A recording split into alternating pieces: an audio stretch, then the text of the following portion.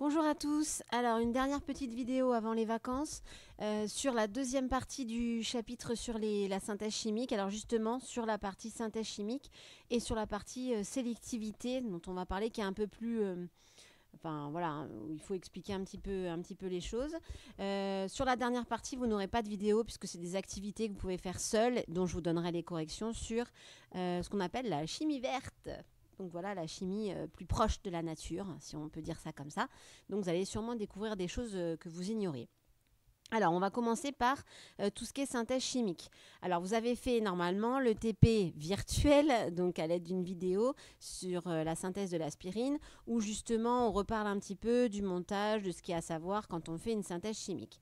Alors, au niveau du cours, puisque ça rappelle quand même des choses de seconde, de première, je vous ai remis ce qu'il y avait à savoir sur la synthèse, ce qu'on appelle la synthèse organique, donc synthèse d'une molécule organique. Alors déjà, pour comprendre un petit peu tout ça, au niveau de avant la manipulation, il y a évidemment les réactifs qu'on va utiliser, c'est qui et combien. Le solvant s'il y en a un pour dissoudre les réactifs pour qu'ils puissent se mélanger ensemble. Un catalyseur si nécessaire, donc pour accélérer, je vous rappelle, la réaction chimique, et ils ne participeront pas à l'équation de la réaction, c'est-à-dire qu'au départ et à l'arrivée, on en récupère autant. On parle aussi des paramètres expérimentaux. Alors jusque-là, on n'en avait jamais beaucoup parlé, si ce n'est la durée de la réaction, mais la température à laquelle on doit faire la réaction, parfois la pression à laquelle on doit la faire, la durée, si c'est une réaction lente ou pas, etc., etc. Et chose dont on va parler pour la première fois dans ce chapitre-là, c'est le coût. C'est-à-dire combien ça coûte de faire une synthèse. Et souvent, dans l'industrie chimique, évidemment, le coût, c'est très important. Donc, on essaye à ce que ça coûte le moins cher en énergie, en matériel, etc. Ensuite, la réaction va se faire une fois qu'on a mis en place tout ça. La réaction se fait, donc il y a une équation de réaction évidemment, et ce qu'on appelle le mélange réactionnel qui contient les différents réactifs, le catalyseur, le solvant, etc. En général, le montage à connaître pour faire une synthèse, c'est le montage de chauffage à reflux. Alors le montage de chauffage à reflux, il permet d'éviter les pertes par évaporation. Alors qu'est-ce que ça veut dire? Donc attention, je vais sur le montage de chauffage à reflux. Alors vous devez le connaître absolument. C'est déjà arrivé au bac qu'on vous demande d'annoter le schéma du montage. Donc je vous laisse prendre connaissance, il n'y a pas trop de problème là-dessus. Le mélange réactionnel, c'est ce qu'on met évidemment dans le ballon. Et ce qu'il y a à savoir, c'est que pourquoi on fait ce montage-là? Alors, première raison, c'est parce qu'on va chauffer. Pourquoi on chauffe? Pour accélérer la réaction. On sait que la température est un facteur cinétique. Donc, si je chauffe, j'accélère la réaction chimique. Donc, c'est pas mal. Et la deuxième raison, c'est la présence dans ce montage de chauffage à reflux d'un réfrigérant à boule ici. Et qu'est-ce que c'est? Vous avez le mélange réactionnel qui chauffe. Donc les vapeurs vont monter dans le réfrigérant et au niveau du réfrigérant, il y a une circulation d'eau froide qui fait que la température est évidemment plus faible. Donc que vont faire ces vapeurs? Elles vont se recondenser et retomber dans le ballon.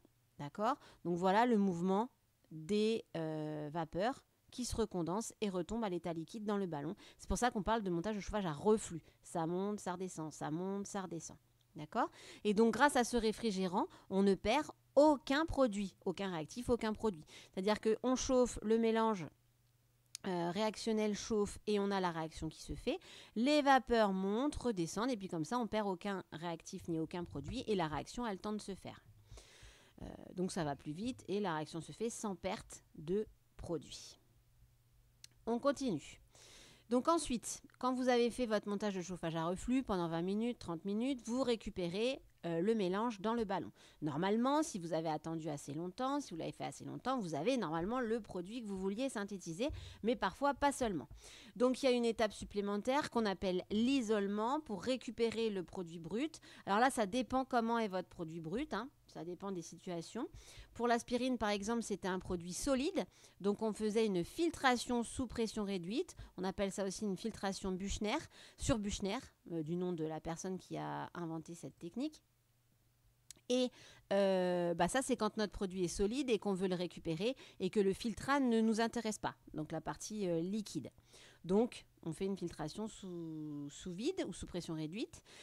Ensuite, on peut avoir à laver, évidemment, pour enlever les impuretés au maximum. Donc là, il faut un peu regarder ce que vous voulez synthétiser, dans quel solvant c'est soluble, dans quel solvant c'est pas soluble, si c'est soluble à froid ou à chaud, pour voir un petit peu ce qui est le plus logique. Alors tout ça, c'est une question de bon sens. Donc si au bac vous tombez, enfin au bac s'il a lieu, vous tombez sur un énoncé où on vous parle de ça, vous lisez bien les données et vous faites preuve de bon sens. Deuxième possibilité, on a un mélange liquide, hein, tout est liquide et on veut récupérer le produit que l'on veut synthétiser. Donc on peut avoir à faire une extraction liquide-liquide, donc ou une extraction par solvant. Alors, je vous le montre à l'aide du schéma, ça sera beaucoup plus facile. Donc voilà le schéma d'une extraction liquide-liquide. Alors ça se fait dans une ampoule à décanter. Petit rappel, sûrement 2 secondes, hein, ou même 2 premières, peut-être vous l'avez fait l'année dernière aussi. Et dans cette ampoule à décanter, on met le mélange homogène liquide qui en général, alors ça là aussi ça dépend des cas, contient une phase aqueuse, donc de l'eau avec l'espèce que vous voulez extraire, qui elle en général est peu soluble dans l'eau. Donc il y a 2 cas possibles. Soit c'est ça, donc vous récupérez en solution aqueuse, par exemple à la suite d'une hydrodistillation, vous avez de l'eau plus l'espèce que vous avez à extraire, d'une huile essentielle ou quelque chose comme ça. Et vous allez rajouter un solvant. Alors le choix du solvant est important. On va rajouter un solvant qui n'est pas miscible avec l'eau, donc qui ne va pas se mélanger avec l'eau, et dans lequel l'espèce que vous avez à extraire est évidemment plus soluble. D'accord ? Donc, vous allez rajouter ce solvant. Dans ce cas-là, vous allez avoir les 2 phases. Il va falloir mélanger pour que les 2 phases rentrent en contact. Et si l'espèce que vous avez à extraire est plus soluble dans le solvant que vous avez choisi que dans l'eau, il va passer dans le solvant, qu'on appelle la phase organique, puisqu'en général, c'est un solvant qui n'est pas de l'eau, donc qu'on appelle solvant organique. Alors ici, sur le schéma qui est représenté, l'eau est en bas et le solvant organique est en haut. Alors c'est souvent le cas parce que la majorité des solvants organiques ont une densité inférieure à celle de l'eau. Donc ils vont se retrouver dans la phase supérieure. Mais attention, il y a un solvant organique particulier qui s'appelle le dichlorométhane qui lui a une densité supérieure à celle de l'eau. Donc il va se retrouver en bas. Donc là encore, l'analyse des données de l'énoncé est très importante. Parce que vous avez tout en général, on vous donne les densités ou masse volumique. Attention, hein. La densité, c'est la densité par exemple du solvant S, c'est la masse volumique de ce solvant S sur la masse volumique de l'eau. Donc ça, c'est la définition de ce qu'on appelle la densité. Donc si on vous donne la densité de l'espèce chimique, c'est pareil si on vous donne la masse volumique. Pourquoi ? Parce que la masse volumique, c'est 1 pour l'eau, 1 gramme par millilitre. Donc si on vous donne la masse volumique de l'espèce, vous divisez par 1 pour avoir la densité. Donc densité égale masse volumique en grammes par millilitre par exemple. Donc vous saurez tout de suite quelle est la phase qui va être en haut, quelle est la phase qui va être en bas en regardant la densité. Plus la densité est grande, plus la phase va se retrouver en dessous. Donc entre la phase organique et la phase aqueuse, celle qui a la densité la plus grande se retrouve en bas, celle qui a la densité la moins grande se retrouve en haut. Voilà pour l'extraction liquide-liquide. Donc à retenir pour ça, l'espèce que vous voulez extraire, elle va là où elle est le plus soluble, donc dans le solvant où elle est le plus soluble, et le solvant qui se retrouve en haut est celui qui a la densité la plus faible. Attention, il faut évidemment 2 choses qui ne sont pas miscibles, donc il faut forcément 2 phases. Sinon ça ne sert à rien, vous mélangez tout évidemment. On continue. Donc ça c'était pour l'isolement du produit brut. Ensuite, il y a parfois nécessaire la purification. Alors la purification, ah oui non, un petit truc avant, dans la partie sur l'extraction liquide-liquide, je m'en aperçois là, j'ai oublié de vous le dire, il y a des mots que vous n'allez peut-être pas comprendre si vous ne l'avez pas fait en seconde. Il y a marqué, on peut effectuer un relargage pour diminuer la solubilité du produit dans la phase aqueuse. Alors le relargage c'est quoi ? C'est le fait de mettre de l'eau salée à la place de mettre de l'eau tout court, ou alors vous rajoutez du sel. Pourquoi ? Parce que la densité de l'eau salée est supérieure à la densité de l'eau toute seule. Donc c'est 1,1 au lieu de 1. Et donc, quand vous avez une phase aqueuse et une phase organique, si vous avez mis du sel, vous rendez en fait l'écart entre la densité de la phase organique et de la phase aqueuse plus important. Et donc du coup, ça va mieux séparer les 2 phases. Voilà. Et en général, les espèces organiques sont encore moins solubles dans l'eau salée que dans l'eau. Donc ça permet une meilleure extraction. Ensuite, il y a une étape supplémentaire qui est de sécher la phase organique pour éliminer l'eau. Pourquoi ? Parce que quand vous êtes dans l'ampoule à décanter, je vais me remettre sur le schéma ici, vous ouvrez le robinet pour récupérer d'abord, en général, la phase aqueuse. Vous vous arrêtez à l'interface entre les deux phases et ensuite vous récupérez la phase organique. Sauf que vous ne pouvez pas être sûr de récupérer la phase organique sans quelques gouttes d'eau. Donc souvent, il faut être sûr, pour être sûr de ne plus avoir d'eau, on sèche la phase organique qu'on a récupérée dans un nouveau bécher en rajoutant un desséchant. Donc c'est chlorure de calcium, sulfate de magnésium, des choses comme ça.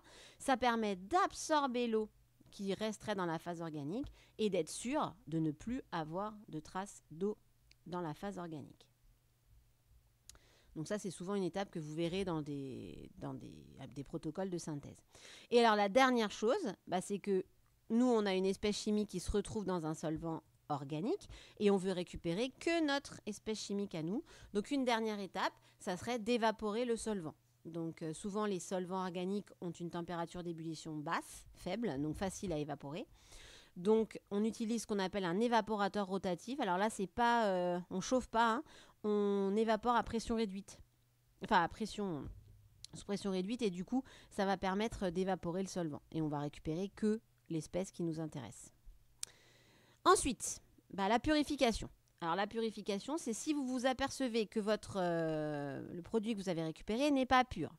Alors pour ça, on peut avoir fait une chromatographie par exemple sur couche mince, on peut avoir fait des étapes de caractérisation déjà et de s'être rendu compte qu'il n'est pas pur. Pour ça, il y a deux possibilités. Ensuite, pour le purifier, on peut faire ce qu'on appelle une distillation. Alors le montage est à connaître, on va en parler tout de suite après, ou une recristallisation. Alors au niveau de la distillation, le montage est le suivant. Attention, donc à connaître. Comment ça marche la distillation ? Vous avez un mélange ici, homogène, un liquide. Il y a des pierres ponces en plus. Et vous avez votre espèce à vous et par peut-être des impuretés qui sont aussi à l'état liquide. Comment ça va se passer ? Ça se joue, la distillation, c'est une température d'ébullition, une différence de température d'ébullition entre les différentes espèces que vous avez à extraire.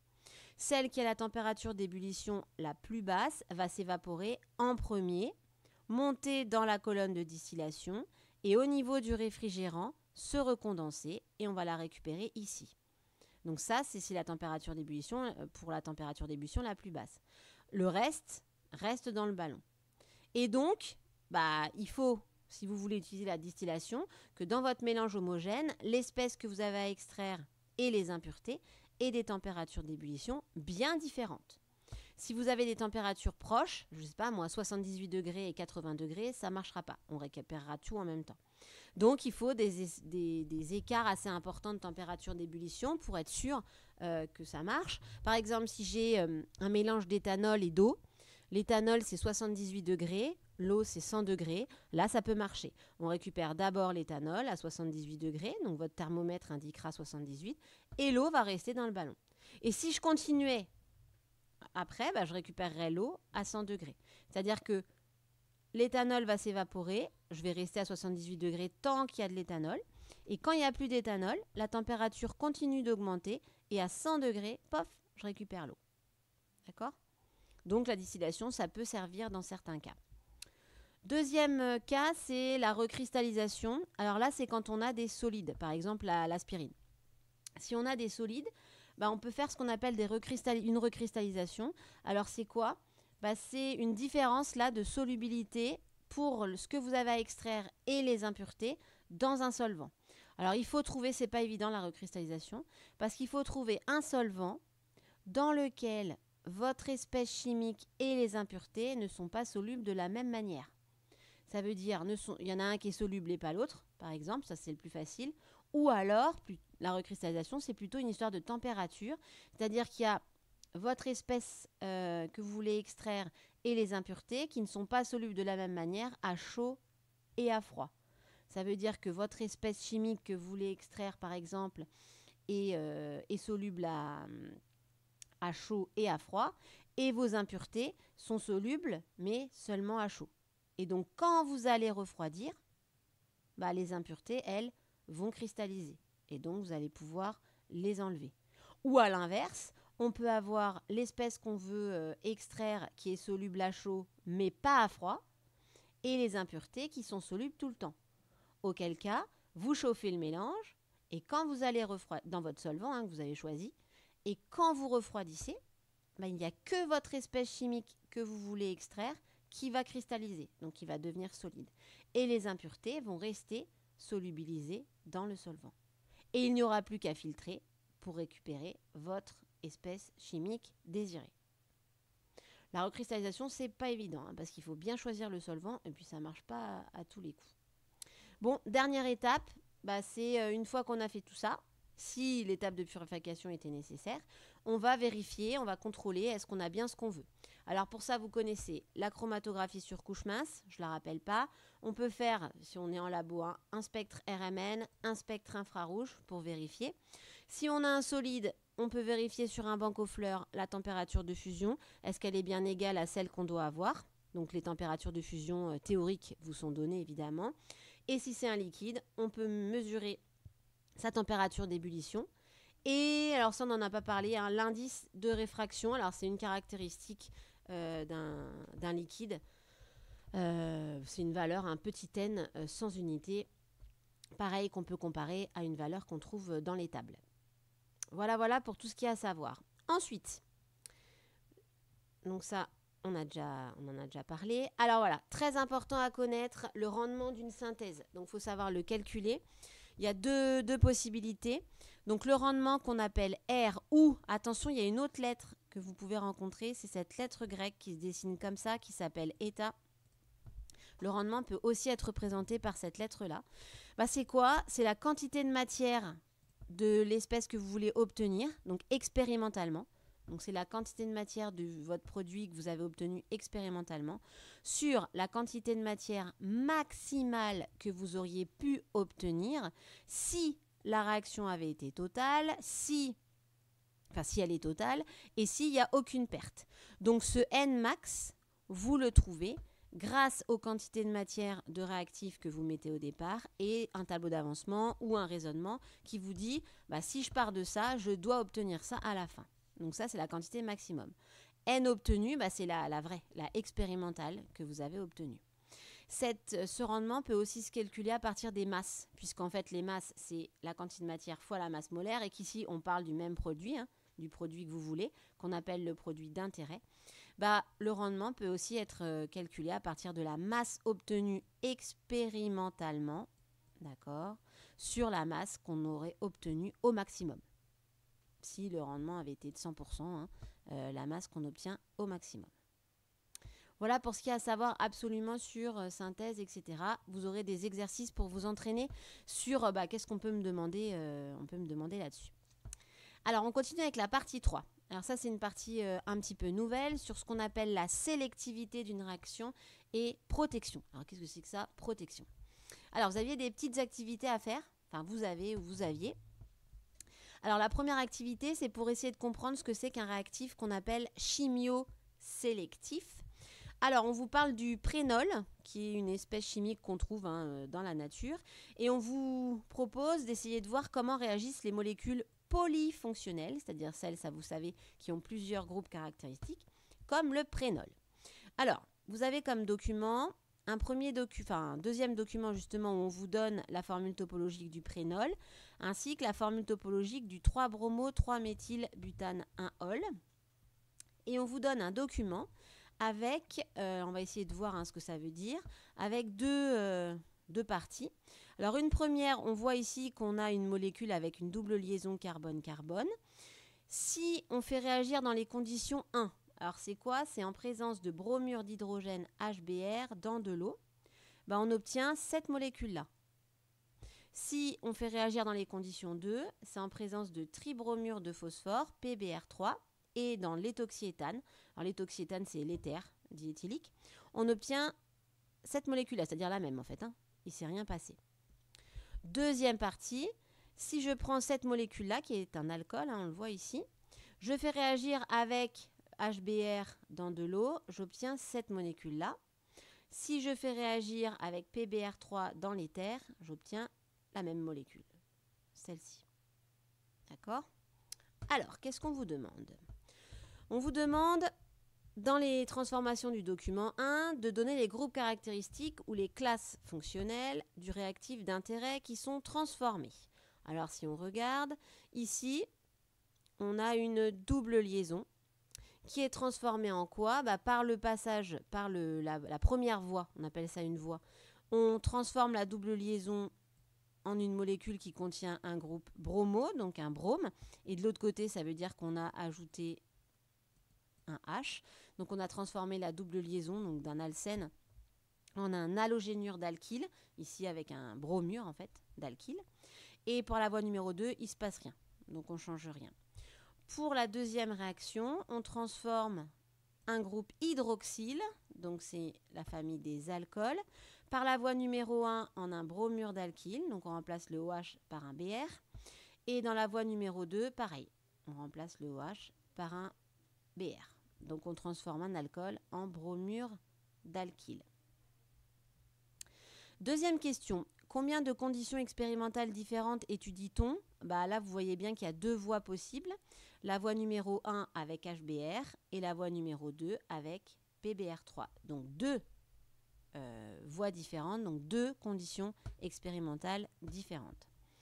Ensuite, parmi les réactifs inorganiques, alors on dit inorganique parce qu'il n'y a pas de carbone, donc ce n'est pas organique. HBr et PBr3, l'un est dit chimiosélectif. Lequel?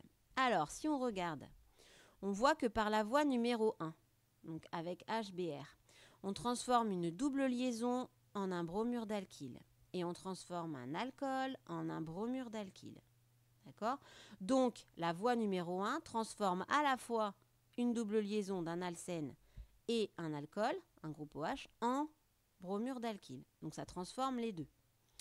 Alors que dans la voie numéro 2, l'alcène, il lui arrive rien du tout, donc la double liaison n'est pas attaquée. Par contre, le OH est transformé en bromure d'alkyle. Donc, quel est le réactif qui est chimiosélectif? C'est PBr3. Pourquoi?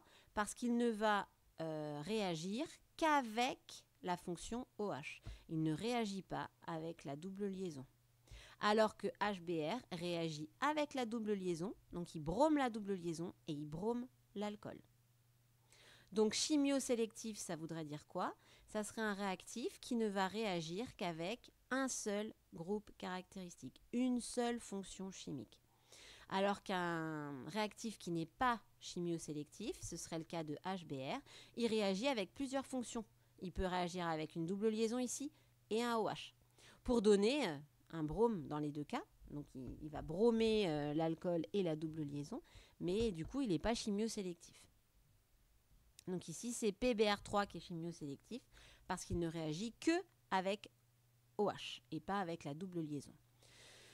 Ensuite, proposer une formule topologique pour le produit issu de la transformation du prénol en présence de PBr3. Alors, le prénol, il est ici. D'accord? Il possède une double liaison et une fonction OH. Donc, si on fait réagir avec PBr3, ça veut dire qu'on fait réagir avec la voie numéro 2. Je vais juste passer un peu que ça soit mieux. Donc, il va uniquement réagir avec la voie numéro 2 ici. Et qu'est-ce qu'on voit? La double liaison n'est pas touchée. Donc, pour le prénol, cette double liaison, elle va rester tranquille. D'accord? Par contre, avec la voie numéro 2, donc PBr3, le OH est transformé en un brome. Donc, ça va nous donner quoi si j'utilise PBr3, donc la voie numéro 2. Désolé encore pour les dessins. Donc, la double liaison, elle n'est pas touchée. Et le OH est transformé en un BR. Voilà. Donc, la formule topologique de ce qu'on pourrait obtenir en utilisant PBr3 pour le prénol, ce serait cette molécule-là. On termine. Quelles devraient être les caractéristiques d'un réactif permettant de transformer le prénol en 3-bromo, 3-méthyle-butane, 1-ol? Alors, on veut transformer le prénol.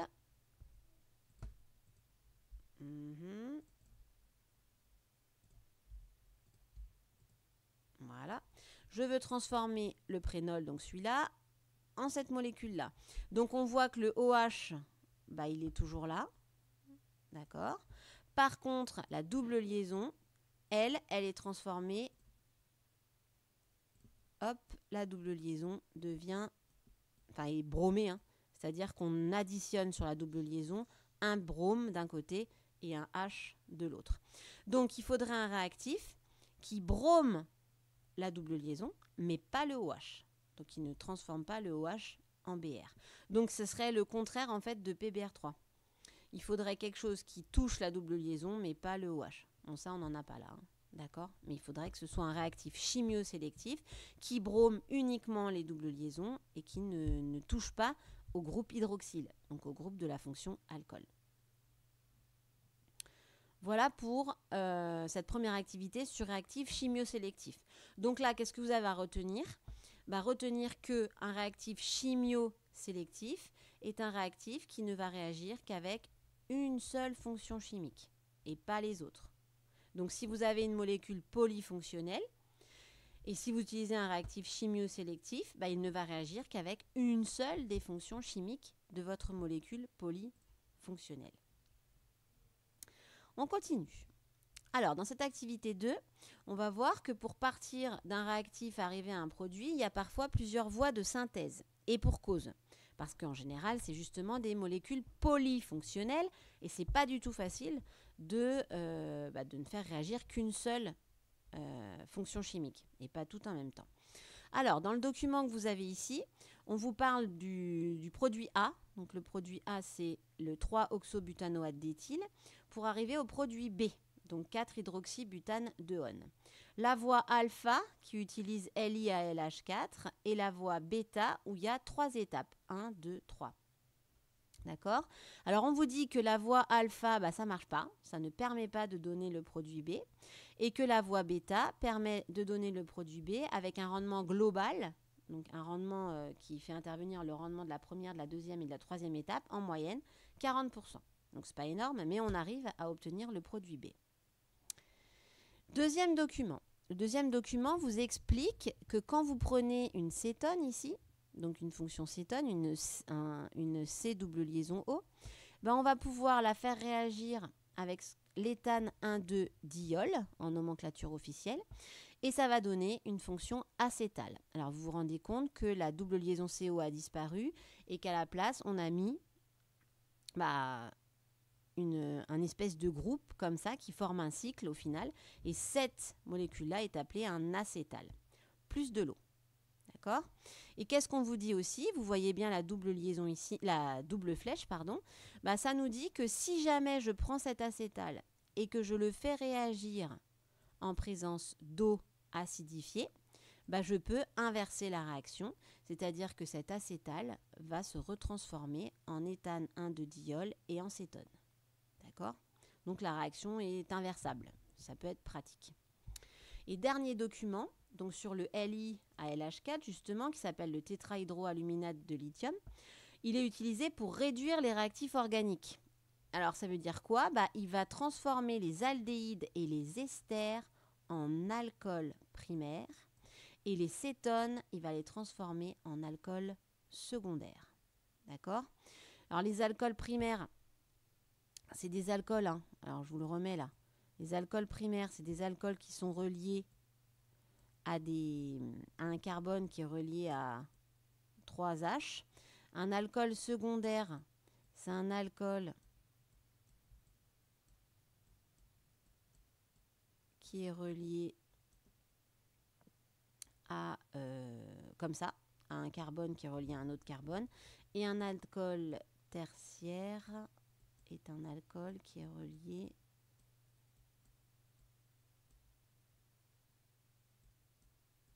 voilà, le carbone est relié à 3 autres carbones. D'accord? Je me suis trompée d'ailleurs, le primaire c'est là on est alcool primaire et alcool secondaire. Voilà, là on a alcool secondaire et alcool primaire.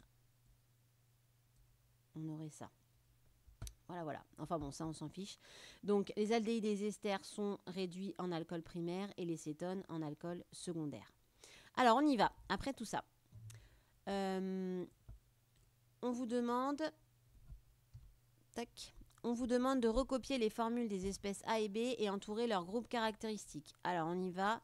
Qu'est-ce qu'on a comme groupe caractéristique ici? Alors, vous avez une fonction cétone que vous retrouvez ici aussi.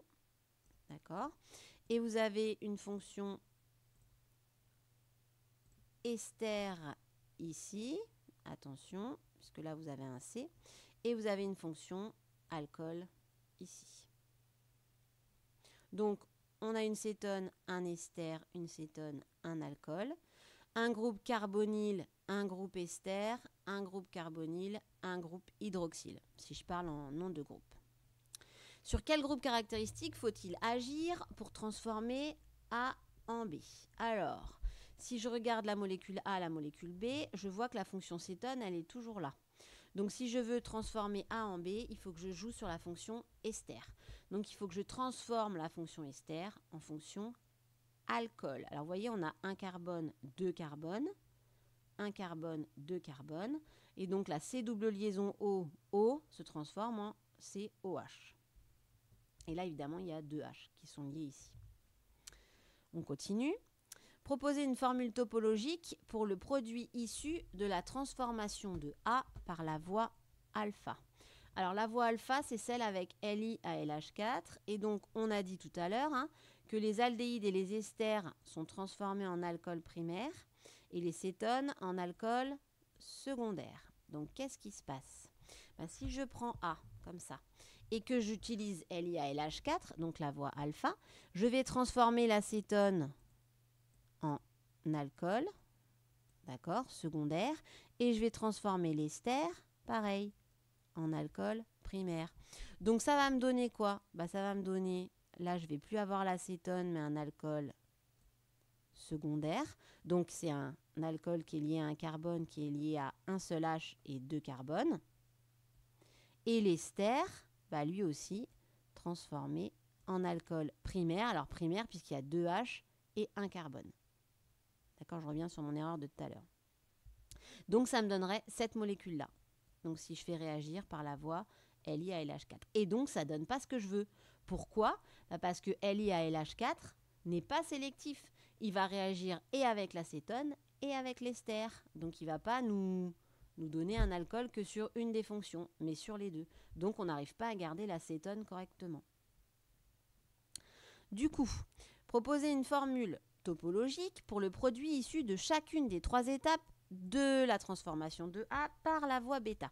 Alors la voie bêta, il y a trois étapes, 1, 2 et 3. Alors si on y va, si on prend les documents, on a donc une cétone. Alors par contre, je vais enlever un peu des trucs, parce que sinon on ne s'en sort pas. Voilà. Alors, donc on prend la première étape. On a ici une cétone et un ester. La première étape, vous reconnaissez ce qu'on a dans le document 2, qui est l'éthane 1,2-diol. Ça va former avec une cétone un acétal. Donc, dans la première étape, qu'est-ce que je vais faire? Je vais prendre l'acétone, que je vais faire réagir avec ça, et ça va me donner un acétal. Et l'ester ne sera pas touché. Alors, l'acétal, c'est ça. Ça donne un espèce de cycle avec deux oxygènes. Donc, ça sur l'acétone. Et mon ester, il est toujours là. Lui, on n'y touche pas. Tac. Donc voilà pour la première étape. Ensuite, au niveau de la deuxième étape. Donc la deuxième étape, on fait réagir LiALH4. Alors qu'est-ce qu'on sait dans le document 3 de LiALH4? Ça réduit les esters en alcool primaire. Donc qu'est-ce qui me reste après l'étape 1? J'ai ça. Bon, l'acétal, il est tranquille.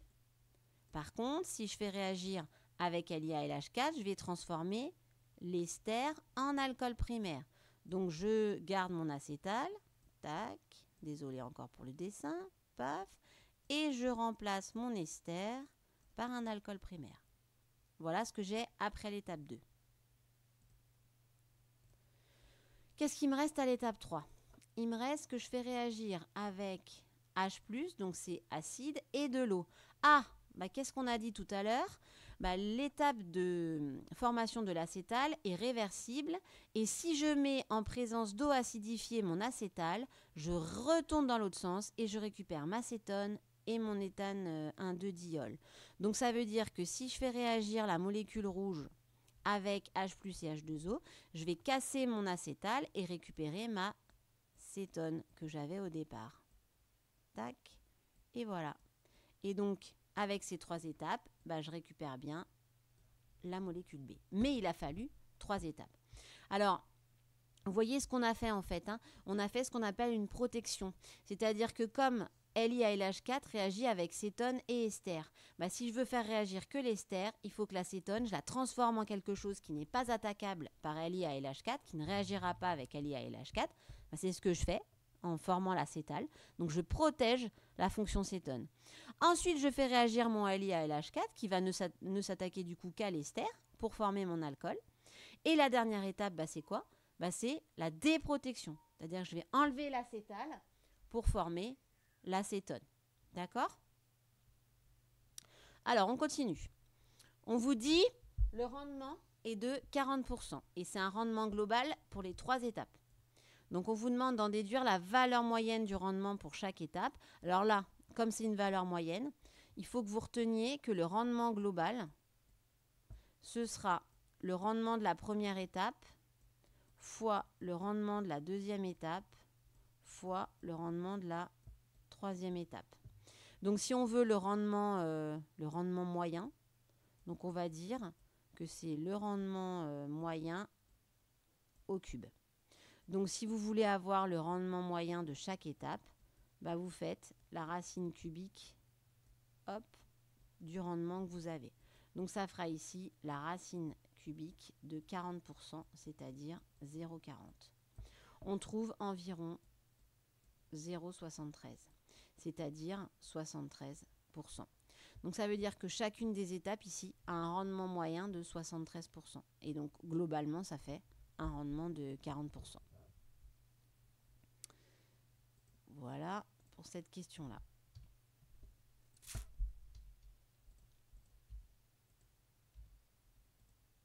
On enlève un peu tout ça. On continue. Alors, les 3 réactions de la voie bêta sont dites sélectives. Alors, sélectives, ça veut dire quoi ? Ça veut dire que si elles sont sélectives, ça veut dire qu'elles ne vont s'attaquer qu'à une seule fonction à chaque fois.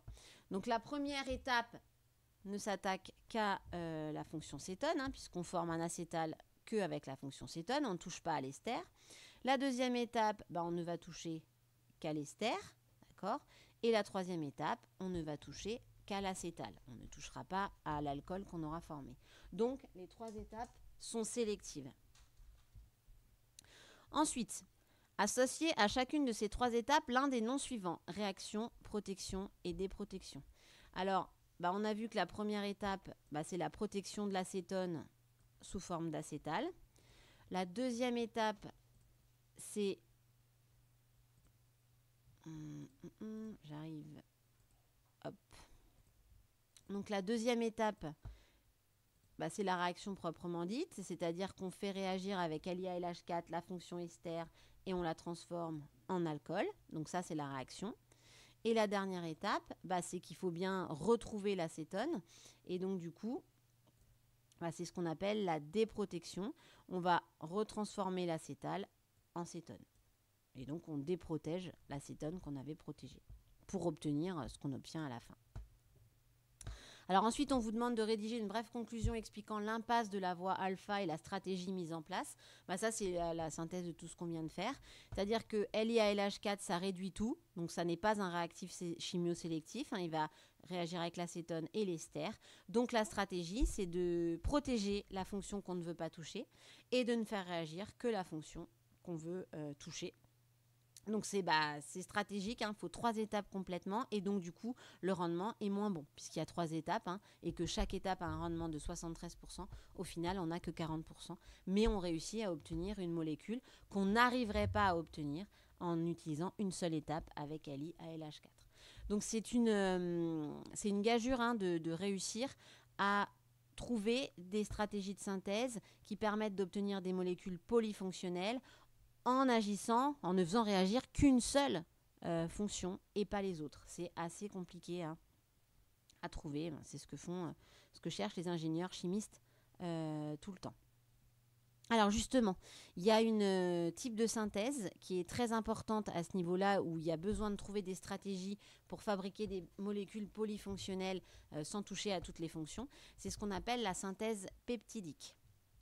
Alors là, comme exemple, je vous parle de la synthèse de l'aspartame. Pourquoi? Parce que l'aspartame est le premier édulcorant de synthèse qui a été fabriqué en 1965 et il a été synthétisé à partir de 2 acides aminés naturels. Et comme les acides aminés sont des molécules polyfonctionnelles, on va le revoir, il a fallu trouver une stratégie pour fabriquer cette molécule-là et pas une autre. Alors, vous avez 3 petits documents encore une fois pour cette activité.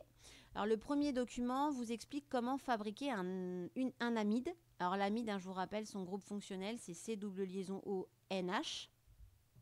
Et donc, comment ça marche? La première étape, c'est d'activer une fonction acide carboxylique. Donc, par exemple, ici, l'acide éthanoïque, la fonction COOH.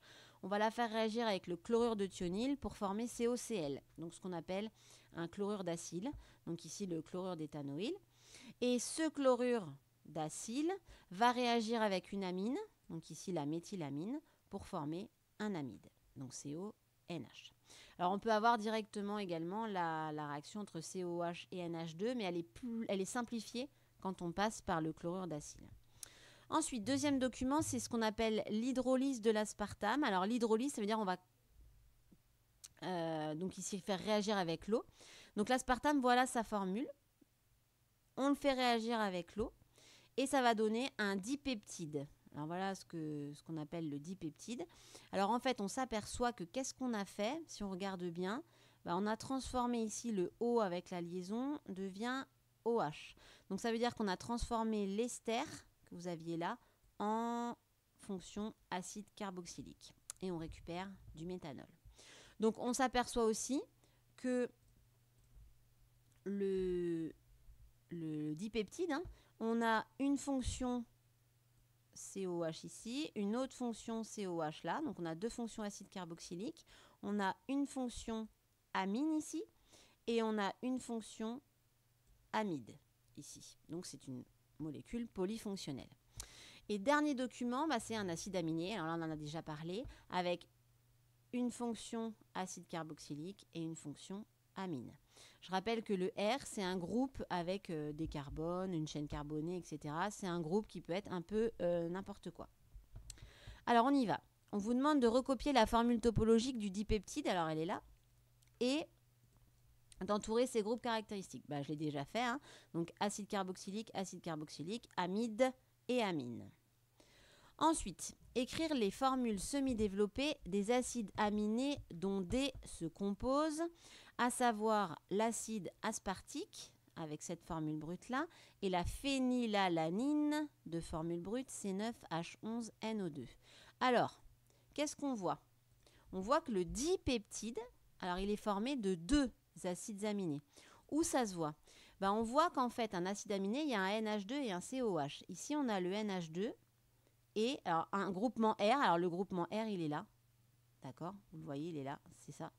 Et le COOH, il aurait été là. C'est-à-dire que le dipeptide, il a été fabriqué à partir d'un acide aminé qui aurait cette formule-là, mais avec COH. On va l'écrire après.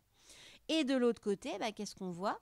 On aurait NH2, le R, il est là, et le COH, il est là.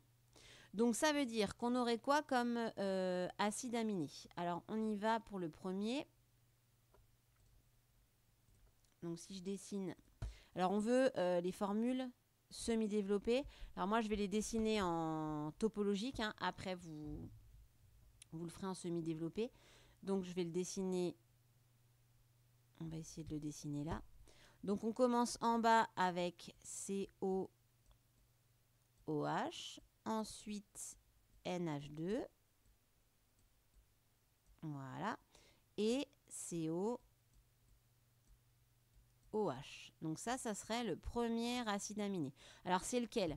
Est-ce que c'est celui qui a comme formule C4H7NO4 ou est-ce que c'est C9H11NO2? Alors, il suffit de compter les carbones. 1, 2, 3 et 4. Donc, celui-là, c'est l'acide aspartique. D'accord? Et l'autre. Alors, l'autre, il a quoi? C'est celui qui est formé ici. Donc, hop, il aurait comme formule NH2, C6H5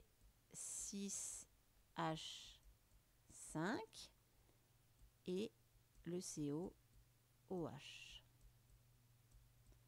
Donc, on vérifie si c'est bien C9. Alors, on ne va pas tout vérifier, hein, mais C9H11NO2, 6, 7, 8, 9 carbone. Il a 2 oxygènes, d'accord, donc, et un N. Donc, on est bien pour NO2. Et les H, il faudra les compter. 5, 6, 7, 8, 9 et 10 et 11. Donc, on est bon. Donc, lui, ce serait la très dur d'écrire avec une souris, phénylalanine. D'accord? Donc voilà les deux acides aminés qui, si je les fais réagir ensemble, vont me donner ce dipeptide-là. Alors il suffit quand vous avez un dipeptide pour savoir à quels acides aminés, avec quels acides aminés on les a formés, il suffit de couper la liaison amide là, entre le CONH, et ça va vous donner la formule du premier acide aminé utilisé et la formule du deuxième acide aminé. Puisqu'en fait, on fait réagir, alors c'est ce que vous aviez dans ce document-là, pour fabriquer un amide, on fait réagir un acide carboxylique, donc celui qui serait ici, avec une amine, celle qui serait ici. Et on forme la liaison CONH. On continue. Combien de dipeptides différents peut-on obtenir à partir d'un mélange d'acide aspartique et de phénylalanine? Alors, un dipeptide est donc un amide, d'accord, avec la liaison CONH. Donc, il faut former un amide. Et alors, le problème, alors c'est très moche sur mes dessins, mais le problème, c'est que sur ces acides aminés, j'ai amine et acide carboxylique. Donc, du coup, si je prends par exemple cet acide carboxylique là, sur cet acide aminé là, je prends ce COH. Il va pouvoir réagir avec le NH2 de l'autre acide aminé. Donc ça fait un dipeptide possible. Si ensuite, donc j'efface. Bon, je ne vais pas effacer, je vais mettre une couleur différente. Tac. Donc si je prends maintenant cette amine de cet acide-là, donc l'acide aspartique, va pouvoir réagir avec le COH de celui-là. Donc ça fait un deuxième dipeptide possible. D'accord? Ensuite, attention, parce que cet acide aminé-là, il a 2 acides carboxyliques. Donc du coup, on peut avoir cet acide-là qui va réagir avec celui-là. D'accord? Donc, 3e dipeptide possible. OK? Alors, j'espère que j'en ai pas oublié du coup. Donc, ce COH avec ce NH2, ce COH avec ce NH2 et ce NH2-là avec ce COH-là. Normalement, c'est bon. Alors, après, il y a, si on va un petit peu plus loin, dans le mélange, on a ces 2 acides aminés-là. Donc, ça veut dire qu'on a celui-là qui peut réagir avec lui-même. Parce qu'une molécule de cet acide aspartique-là peut réagir avec une autre molécule d'acide aspartique. Auquel cas, alors là, ça multiplie encore, parce que ce COH-là, de cette molécule-là, peut réagir avec le NH2 d'une autre molécule d'acide aspartique. Ce COH-là aussi. Donc, du coup, ça peut... Et ce NH2-là peut réagir avec le COH, les deux là, d'une autre molécule. Donc, ça rajoute des dipeptides. Pareil ici. Les molécules de phénylalanine, il y en a plusieurs dans le mélange. Donc, des molécules de phénylalanine peuvent réagir avec d'autres molécules de phénylalanine. Et là, on rajoute encore au nombre possible de dipeptides. Donc, ça fait un nombre très, très important de dipeptides possibles. Ensuite, on y va. Quel groupe caractéristique de la phénylalanine doit être protégé lors de la synthèse de l'aspartame? Alors, je vais tout effacer et regarder ce qui se passe quand on veut l'aspartame. J'ai tout effacé du coup, tant pis. Alors, quand on veut l'aspartame, voilà. Donc, l'aspartame, c'est ça. Donc, c'est obtenu à partir de ce dipeptide-là. Et on voit qu'on a le COH de l'acide aspartique, donc celui qui est à droite, qui réagit avec le NH2 de la phénylalanine. Alors si je recommence, tant pis. Hop, on pourrait passer plus vite hein, pour le dessin. Donc on a... Hop. Donc ça, c'est l'acide aspartique. Et c'est ce COH là qui doit réagir avec donc le NH2 de la phénylalanine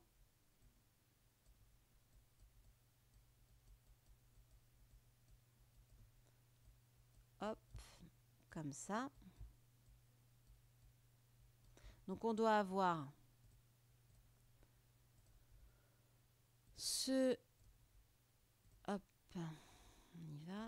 Donc on doit avoir ce COH là qui réagit avec ce NH2 là. D'accord? Et le reste, on ne doit pas y toucher. Donc, quel groupe de la phénylalanine, donc c'est celle-ci, doit être protégé lors de la synthèse? Bah, évidemment, celui qui doit être protégé, c'est ce COH là. Donc lui, on doit le protéger. Et qu'est-ce qu'on doit protéger aussi sur l'acide aspartique? Bah forcément, hein, on en voit 2 qui restent et qui doivent être protégés. Parce que si on ne les protège pas, bah, on va avoir plein de réactions. Donc ce qu'on doit protéger, c'est le NH2 ici et le COH. Donc on doit protéger avant de faire la réaction pour que uniquement ces 2 groupes-là réagissent. On doit protéger le NH2 et le COH de l'acide aspartique et le COH de la phénylalanine. On doit les protéger. Donc du coup, on vous demandait de faire un schéma récapitulatif des différentes étapes à effectuer pour obtenir l'aspartame à partir de l'acide aspartique et de la phénylalanine. Alors je vais le faire oralement, ensuite je vais vous montrer parce qu'il est évident que je ne vais pas tout dessiner avec mes dessins tout pourris là. Donc bah, évidemment la première chose, sur la phénylalanine, il va falloir protéger COH. Donc ça, on ne nous dit pas comment, mais il va falloir trouver une réaction chimiosélective qui réagit uniquement sur le COH et qui le transforme en quelque chose, en un groupe, qui ne va pas pouvoir réagir avec un autre NH2 par exemple. Deuxième étape, on va protéger les 2 fonctions de l'acide aspartique, NH2 et COH. Donc là encore, il faut trouver des réactifs chimiosélectifs qui nous transforment NH2 en quelque chose qui ne réagira pas avec NH2, d'accord, et transformer COH en autre chose qui ne réagira pas avec NH2. Une fois qu'on a protégé les 2 acides aminés, on va faire la réaction de formation de l'amide. Donc, comme est dit dans le document 1 ici, on va faire ces étapes-là pour former la fonction amide du dipeptide.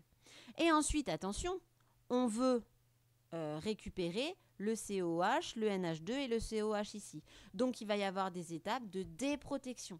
C'est-à-dire que ce qu'on avait protégé, bah, il faut que la réaction inverse soit possible, ou en tout cas qu'on en ait une autre qui nous redonne l'acide carboxylique d'un côté, le NH2 et l'acide carboxylique de l'autre. Donc, ça donne quoi au final? Bah, redessiner ici. Donc, ici, l'acide aspartique, vous allez protéger le NH2 et le COH. D'accord, avec des. Alors là, on note des groupes P1 et P2, hein, mais il va falloir trouver quelque chose. Et ensuite, la phénylalanine ici, vous allez la protéger. Vous allez protéger le COH que vous avez ici par un groupe P3. Ensuite, on fait la réaction. Donc la réaction, c'est l'activation pour le chlorure d'acide. Donc les 2 groupes ici sont protégés, donc ils ne vont pas réagir. On fait réagir que le COH, ça vous donne Cl. Ensuite, on fait réagir les 2 acides aminés protégés. Et donc, il y a le NH2 ici qui réagit avec le COCl pour donner la fonction amine. Donc, la fonction amine que vous avez ici. Donc, le NH2 qui réagit avec COCl pour donner la fonction amine. Et là, vous voyez qu'il y a 3 groupes qui sont des protections qu'il va falloir déprotéger pour réussir à obtenir, réobtenir ce qu'on avait au départ. Donc, P3 retransformé en COH, P1 retransformé en NH2 et P2 retransformé en COOH. Donc voilà tout ce qui concerne la protection, la déprotection et la sélectivité. Alors, c'est pas, il faut juste, là encore, on ne vous demandera pas de connaître comment on fait pour protéger, pour déprotéger. On vous donnera des documents si nécessaire. Il faut juste comprendre que quand vous avez des molécules polyfonctionnelles et que vous ne voulez faire réagir qu'une seule fonction, bah, ce n'est pas évident du tout. C'est-à-dire que ça demande beaucoup d'étapes, beaucoup de stratégies sur qui on va faire réagir avec quoi pour le protéger, comment on va faire pour déprotéger. Donc, c'est pas évident du tout. Cette synthèse peptidique, elle n'est pas du tout évidente. Alors, au niveau du bilan, alors je vous ai mis qu'est-ce qu'un réactif chimiosélectif, pardon. Donc, c'est un réactif qui ne réagit qu'avec un seul groupe caractéristique dans une molécule polyfonctionnelle. Donc, l'exemple que je vous ai donné ici, vous avez une molécule polyfonctionnelle avec un groupe amino et donc une amine et un alcool, donc un groupe hydroxyle ici. Je fais réagir avec, ça s'appelle un anhydride d'acide, ici. Qu'est-ce qu'on voit? On voit que le OH n'est pas touché, alors que la fonction amine est transformée en amide. D'accord? Donc, ça veut dire que l'anhydride d'acide, ici, est un réactif pour cette réaction chimio-sélectif. Il ne va pas jouer sur l'alcool. Ensuite, sur la synthèse peptidique, vous aviez tout dans l'activité, hein, mais à savoir, qu'est-ce qu'un acide aminé? Donc, c'est quelque chose qui contient à la fois une fonction amine et à la fois une fonction acide carboxylique.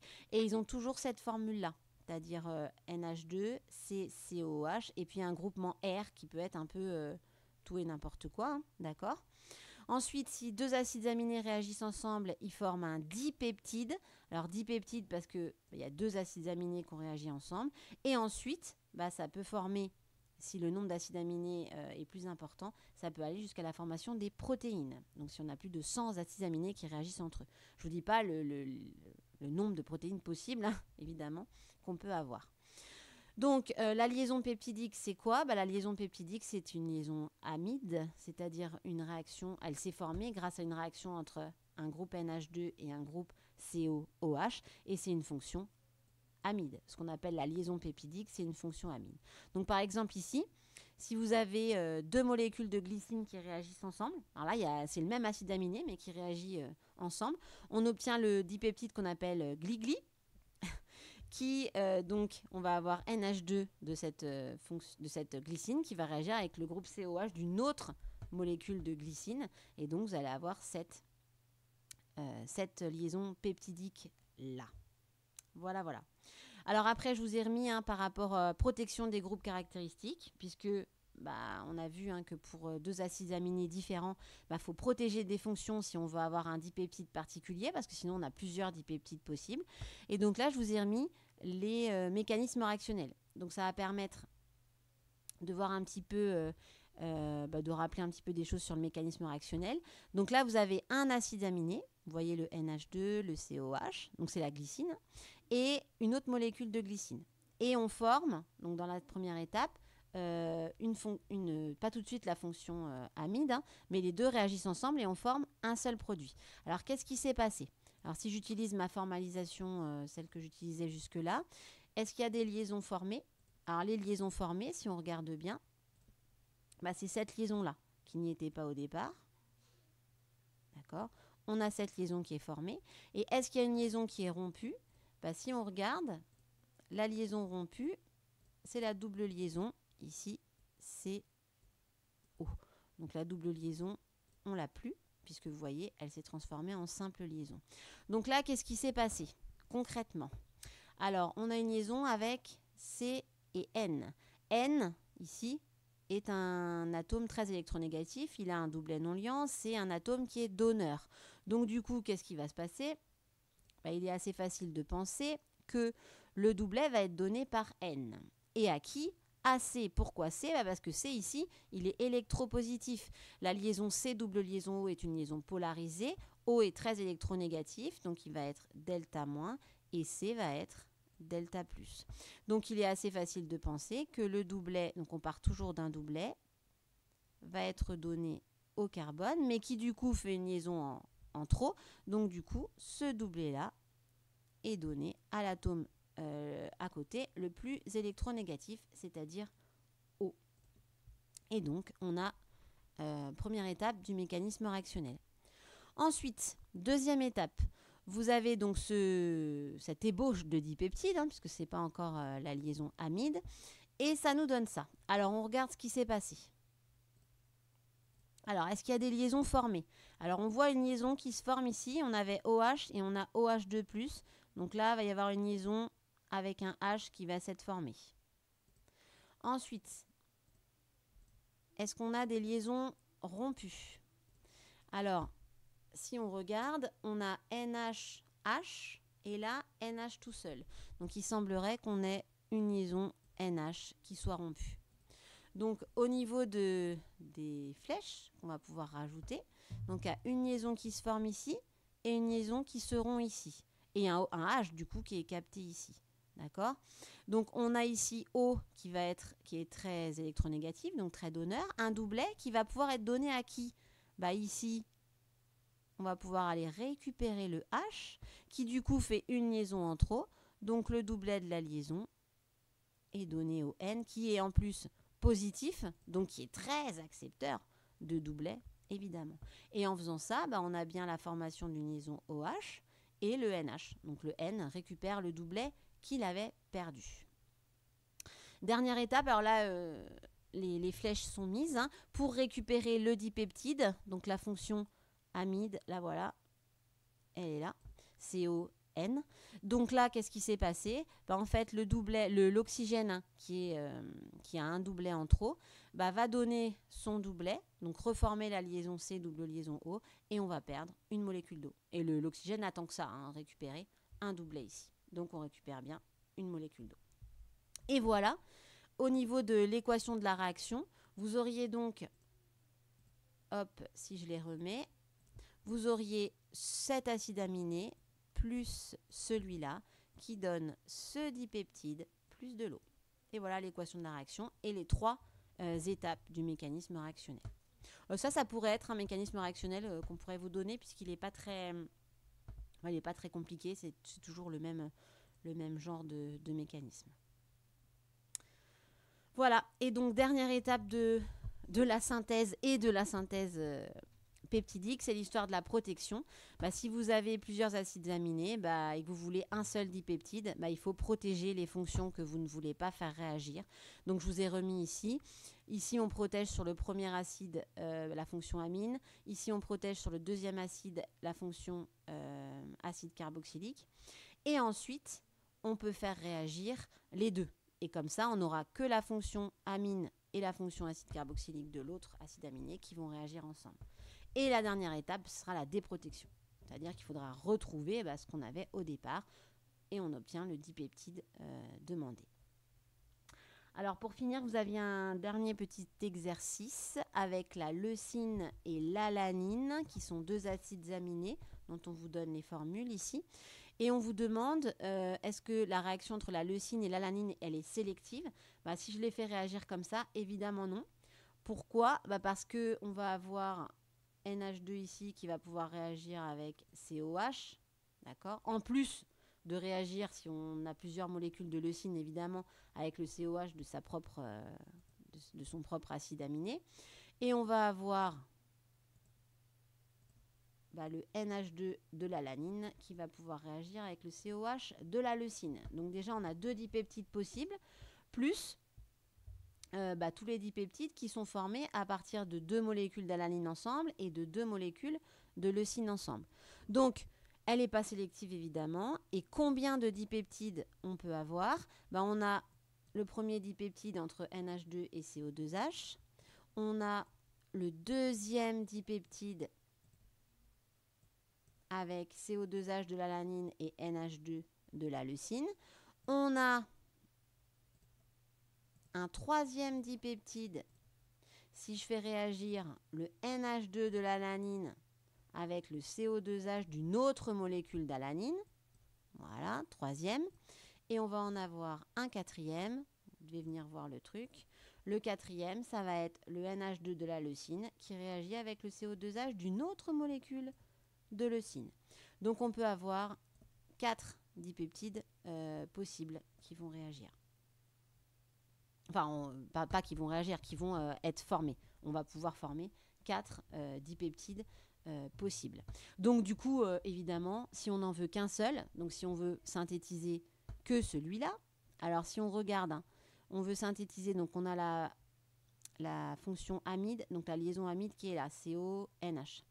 Donc il faut essayer de récupérer, donc ça c'est une fonction amide. Quelles fonctions sont à protéger pour synthétiser ce dipeptide? Alors on va essayer de repérer. Voilà, donc j'efface tout pour essayer de garder que ce qui doit réagir. Alors si on réfléchit, hop, on essaye de repérer. Ici, on voit apparaître la leucine. Donc la leucine, elle est là. Donc ce qu'on veut faire réagir,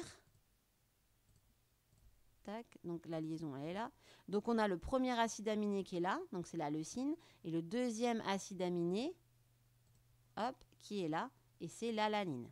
Donc ce qu'on veut faire réagir, visiblement, c'est l'acide carboxylique de la leucine avec l'amine de l'alanine. Puisqu'on a le CO2H, il est là, et le CH3 que vous avez là, il est là. Donc on veut faire réagir ces deux-là ensemble. Donc, quelles fonctions sont à protéger? Bah, évidemment, c'est les autres. Donc on va protéger le CO2H de l'alanine et le NH2 de la leucine. Donc on va protéger ces deux-là pour ne pouvoir faire réagir que NH2 et CO2H qui sont en rouge ici pour obtenir ce dipeptide-là uniquement.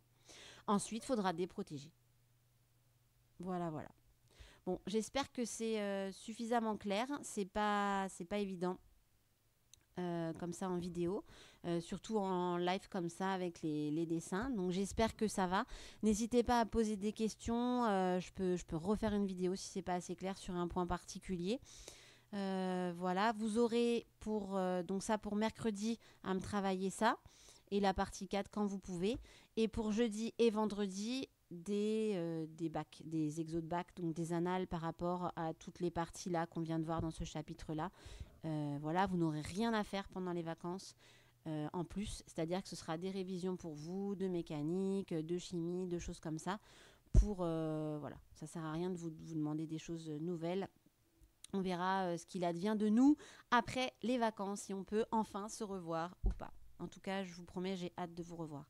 Voilà, bon courage à tous, portez-vous bien et à bientôt.